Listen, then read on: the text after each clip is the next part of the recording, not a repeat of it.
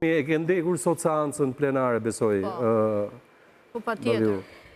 E kam ndjekur dhe nga gjithë seanca plenare ku duhet të dëgjonim shqetësimet e qytetarëve, të dëgjonim programin e qeverisë, dëgjuam komplimentet që i bëri Balluku Balliut në këtë rast, që i thoshte bukurosh, tani kur komplimentohet një femër bukuroshe, është natyrale t'i bëhet shefi, po t'i bëhet shefi i mashkulli, kur i thojmë bukurosh, unë këtë kisha parë, tani ne mbajemi Alban dhe për parti...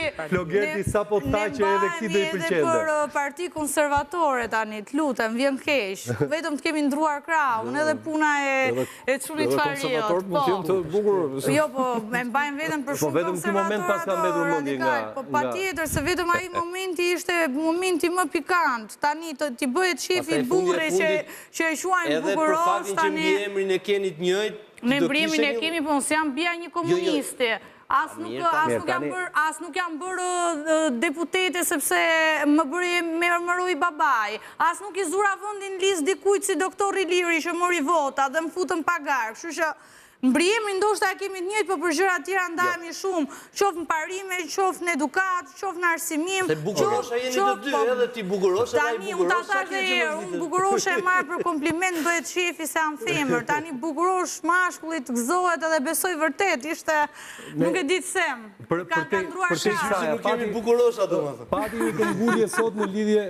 një këmgullje sot në lidhje me rikthimin e debatit për programin e qeverisë në seancë.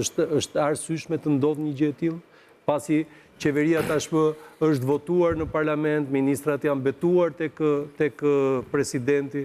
Krejt normale të paktën të korrigjojnë sa do pak atë shkelje të kushtetutës që bën në rastin e votimit të qeverisë, të ministrat du dalin dhe të shpjegojnë programin e tyre, dhe të dëgjojnë opozitën se çfarë thotë për programin e tyre, është krejt normale. Ajo çfarë ndodhet në parlament nuk është normale. Për gjatë gjithë kohës nuk e kuptoj se si do drejtojnë socialistët parlamentin, ndërkohë që nuk i japin hapësirë, vazhdojnë të mos i japin hapësirë opozitës. Unë e kuptoj që mazhoranca është interesuar që parlamenti të mos funksionojë siç duhet. Po megjithatë, janë disa norma, disa standarde të cilat janë të detyrueshme të respektohen. Aq më tepër që Shqipëria tani është në një proces që sipas kryeministrit është një proces dinamik i shpejt i parafrimit me Bashkimin Evropian. Kështu që Brisida, e njëjta pyetje në lidhje me... Pa e s'ka më sens fare, sepse... Por Arubën du ta diskutojnë.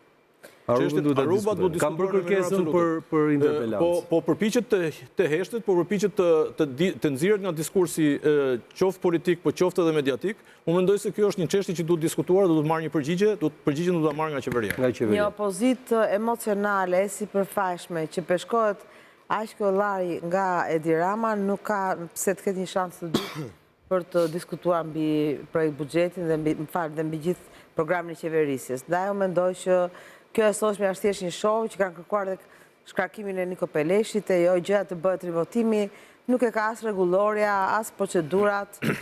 Dihet që politika gjithmonë kap momentin, që nga ata momenti që ata kujtojnë se do zgjidhin dhe përfaqësojnë shqiptarët me thyrje karikesh, për mendimin nuk ka më asnjë sens ta vazhdojnë. Flogert, një fjali të fundit për ta. Jo, ata kanë plotësisht drejt ta kërkojnë dhe unë do isha shumë entuziast ta shihja, sepse realisht në kushtet kur nuk ka më parlamentarizëm në kuptimin klasik të tij, do ishte një ditë që nëse do ishte me shi, madje ideale do ishte të ishte fundjavë, kokoshkat përpara do shtinim gallat, po asgjë interesante nuk ka më në parlament, ka marrë fund. Mirë.